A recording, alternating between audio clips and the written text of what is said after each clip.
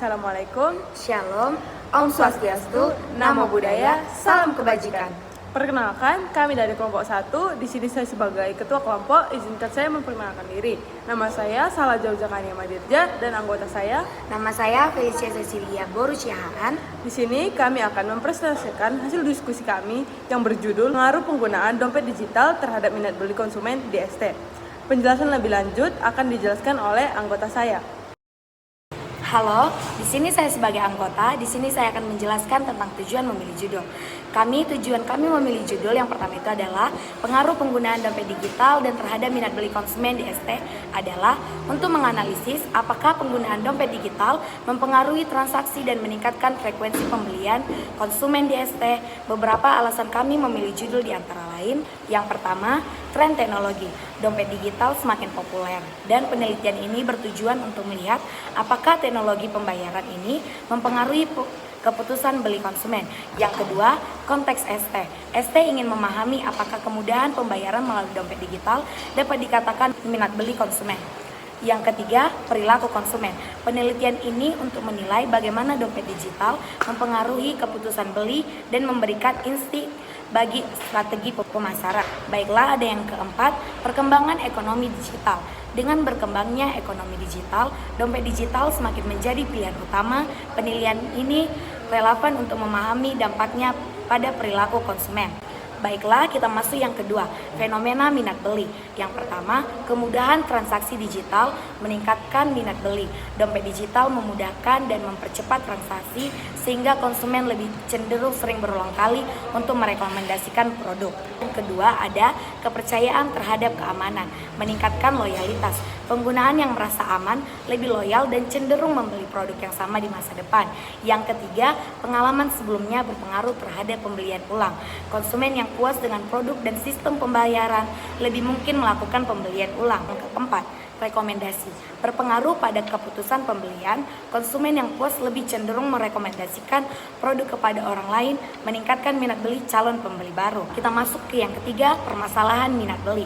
Ketidakpastian keamanan data pribadi, masih ada penggunaan yang ragu terhadap perlindungan data dalam dompet digital. Kesalahan transaksi dan penyelesaian sengketa, tidak semua responden yakin bahwa dompet digital dapat menangani kesalahan transaksi dengan cepat. Ketergantungan pada teknologi, gangguan aplikasi atau jaringan dapat menghambat transaksi dan menurunkan kepercayaan pengguna. Keempat itu ada kurangnya kepercayaan dalam rekomendasi produk. Konsumen yang kurang puas dengan produk tidak akan merekomendasikannya sehingga menghambat minat beli orang lain. Baiklah, kita masuk ke analisis keamanan atau security. Fenomena, mayoritas responden menyatakan bahwa dompet digital memiliki fitur keamanan yang cukup baik.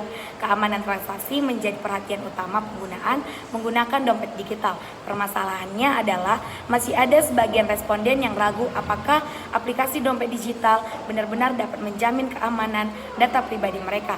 Jika terjadi kesalahan transaksi, kecepatan penyelesaian masalah masih menjadi pertanyaan bagi sebagian pengguna. Yang kedua, analisis keamanan, convenience. Fenomenanya, yang pertama, dompet digital dianggap memudahkan transaksi sehari-hari. Yang kedua, transaksi melalui dompet digital lebih cepat dan efisien dibandingkan metode pembayaran.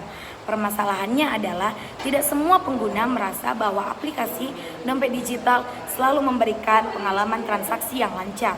Ketergantungan pada jaringan internet membuat beberapa pengguna mengalami kendala dalam berinteraksi. Analisis yang ketiga yaitu analisis kepercayaan atau trust. Fenomena, penggunaan yang percaya pada keamanan dompet digital cenderung menggunakannya secara rutin. Kepercayaan penggunaan terhadap dompet digital meningkatkan jika ada jaminan perlindungan data dan penyelesaian yang sengketa yang cepat. Permasalahannya, masih ada keraguan dari sebagian pengguna terkait kemungkinan akses ilegal atau kebocoran data. Yang kedua, jika terjadi kesalahan transaksi, tidak semua pengguna yakin bahwa mereka akan mendapatkan solusi dengan cepat. Keamanan, Security definisinya keamanan dalam penggunaan dompet digital merujuk pada perlindungan data pribadi dan transaksi, penggunaan dari ancaman seperti peretasan, pencurian identitas, atau penyalahgunaan informasi. Indikatornya, sejauh mana aplikasi dompet digital dapat memastikan keamanan data pribadi pengguna, ketersediaan fitur keamanan yang lengkap dalam aplikasi dompet digital atau seperti OTP, enkripsi data, dan autentikasi ganda. Yang ketiga itu ada prioritas keamanan dalam transaksi digital untuk mencegah penipuan dan akses ilegal. Kita masuk kedua yaitu kenyamanan atau convenience. Kenyamanan mengacu pada kemudahan dan efisien yang diberikan dompet digital dalam melakukan transaksi sehari-hari. Semakin mudah digunakan, semakin tinggi minat pengguna untuk menggunakannya. Indikatornya adalah yang pertama, kemudahan penggunaan dompet digital dalam aktivitas pembayaran sehari-hari. Yang kedua, seberapa cepat dan praktis transaksi menggunakan dompet digital dibanding dengan metode pembayaran yang lain. Yang ketiga, fitur tambahan yang memudahkan penggunaan dalam melakukan pembayaran seperti QR code, integrasi dengan e-commerce, dan top up saldo yang fleksibel. Baiklah, kita masuk ke kepercayaan atau trust. Definisinya, kepercayaan adalah keyakinan penggunaan bahwa dompet digital dapat digunakan dengan aman dan dapat diandalkan dalam setiap transaksi. Indikatornya adalah tingkat kepercayaan pengguna terhadap perlindungan dan data pribadi dalam dompet digital. Seberapa cepat dan efektif dompet digital menyelesaikan kesalahan transaksi. Keyakinan pengguna bahwa dompet digital memiliki sistem keamanan yang cukup kuat untuk mengakses yang tidak sah. Baiklah, kita masuk ke teori minat beli menurut Kotler dan Kettler tahun 2009. Minat beli adalah kecenderungan konsumen untuk membeli produk berdasarkan evaluasi dan pengalaman sebelumnya. 3 dimensinya adalah yang pertama, metode penelitian. Yang pertama itu ada jenis penelitiannya, kuantitatif dengan metode explanatory research untuk melihat pengaruh dompet digital X terhadap minat beli di Y. Yang kedua ada pengumpulan data, kuesioner. Kuesioner merupakan resepsi responden. Yang kedua itu ada wawancara atau opsional, yang artinya mendapatkan informasi tambahan. Yang ketiga itu ada studi pustaka yang artinya referensi penelitian sebelumnya. Ketiga ada populasi dan sampel. Populasi adalah konsumen ST Indonesia, sampelnya adalah purposive sampling atau hanya pengguna dompet digital saja. Uji T dan uji F yang artinya menentukan signifikansi pengaruh. Kelima, persiapan menyusun masalah dan tujuan penelitian. Pengumpulan data, itu artinya menyebarkan kuesioner. Analisis data, menggunakan Excel untuk regresi. Kesimpulan dan saran, yang artinya menarik hasil penelitian. Metode penelitiannya seperti tempat penelitian, lokasi ST Indonesia Pematang Siantar, Jalan Paneh. Waktu penelitiannya, pengajuan judul di tanggal 22 Agustus 2024, wawancaranya di tanggal 22 Oktober 2024. Penyebaran kuesionernya dari Januari sampai ke Februari 2025. Subjek penelitiannya, ketua peneliti seperti yang di pertama tadi adalah ketua saya, Salah Jauh Jakania Madarija. Anggota dengan begitu saya, Felicia Cecilia T. Borusyahan. Responden yang kami berikan kepada 30 orang konsumen ST di Indonesia. Narasumbernya konsumen ST. Penjelasan statistik dalam analisis regresi. Yang pertama ada multiple R atau koefisien korelasi. Multiple R menunjukkan seberapa kuat hubungan antara variabel independen X dan variabel independen Y. Nilai berkisar antara 0 hingga 1. Yang pertama itu ada mendekati 1. Mendekati 1 artinya hubungan yang sangat kuat. Yang kedua mendekati 0 yang artinya hubungan sangat lemah. Contoh, jika multiple R 0,85 berarti ada hubungan kuat antara dompet digital dan minat beli. Yang kedua itu ada R square atau koefisien determinasi. R square menunjukkan seberapa besar pengaruh variabel X terhadap variabel Y dalam bentuk presentase.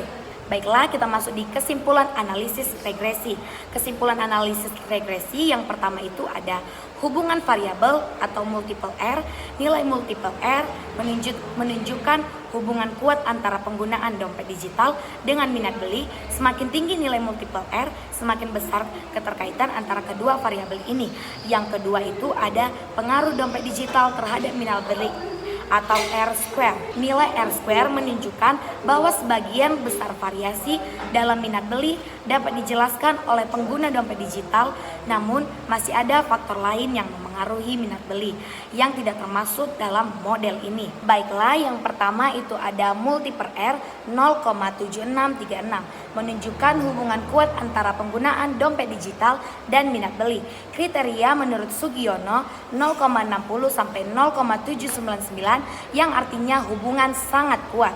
Yang kedua itu ada R square 0,5832 artinya 58%. 50,32% variasi minat beli konsumen dijelaskan oleh penggunaan dompet digital, 41,68% dipengaruhi faktor lain seperti harga produk, kualitas barang, promosi, dan preferensi individu. Masuk ke koefisien korelasi dan perbandingan dengan Sugiono. Yang pertama, pengertian koefisiensi korelasi atau multiple R. Koefisien korelasi menunjukkan seberapa kuat hubungan antara variabel independen dan variabel dependen. Nilai berkisaran antara 0 hingga 1, mendekati 1 yang artinya hubungan sangat kuat, mendekati 0 yang artinya hubungan sangat lemah. Kedua, yaitu hasil koefisien korelasi dalam penelitian ini. Dari hasil analisis regresi di Excel diperoleh multiple R yaitu 0,7636 yang artinya hubungan antara penggunaan dompet digital dan minat beli yang cukup kuat. Ketiga, ada perbandingan dengan kriteria Sugiono di tahun 2017. Menurut Sugiono, skala interpretasi koefisien korelasi sebagai berikut. Karena multiple R sama dengan 0,7636, maka menurut Sugiono, hubungan antara penggunaan dompet digital dan minat beli tergolong kuat. Keempat, itu ada kesimpulan. Berdasarkan hasil analisis dari yang kami cari dan perbandingan dengan Sugiono, penggunaan dompet digital memiliki hubungan yang cukup kuat terhadap minat beli konsumen, namun masih ada faktor lain yang turut berpengaruh di dalamnya. Kita masuk di analisis signifikan uji F dan dasarnya.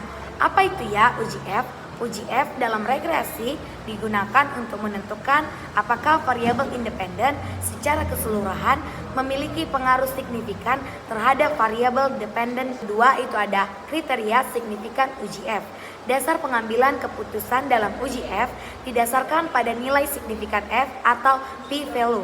Kriteria standar yang digunakan, jika signifikan F lebih kecil dari 0,05, maka model regresi signifikannya yang artinya X berpengaruh secara statistik terhadap X. Jika signifikan F lebih besar dari 0,05, maka model tidak signifikan yang artinya X tidak memiliki pengaruh yang cukup kuat terhadap Y. Ketiga, perbandingan dengan standar 0,05 dan 0,5. Standar 0,05 mempunyai artinya sendiri, yaitu batas umum untuk menilai apakah hubungan antara variabel independen dan dependen signifikan atau tidak dalam penelitian sosial dan ekonomi. Yang kedua ada 0,5 atau 50%, yang artinya ini bukan batas umum dalam uji statistik regresi. Jika signifikan F sebesar 0,5 memiliki model dianggap tidak signifikan karena kemungkinan hubungan terjadi secara kebetulan sangat tinggi. 4. Contoh interpretasi dari data Excel. Misalkan dari hasil analisis regresi diperoleh signifikan F sama dengan 0,002 yang artinya karena 0,002 lebih kecil dari 0,05, maka model regresi signifikan artinya penggunaan dompet digital berpengaruh signifikan terhadap minat beli konsumen. Baiklah, kita masuk di analisis T-hitung dalam regresi dengan cara mencari T-tabel. Yang pertama, apa itu T-hitung? T-hitung adalah nilai statistik dalam uji T yang digunakan untuk melihat apakah masing-masing variabel independen berpengaruh secara signifikan terhadap variabel dependen Y dalam regresi linear. 2. Kriteria pengambilan keputusan.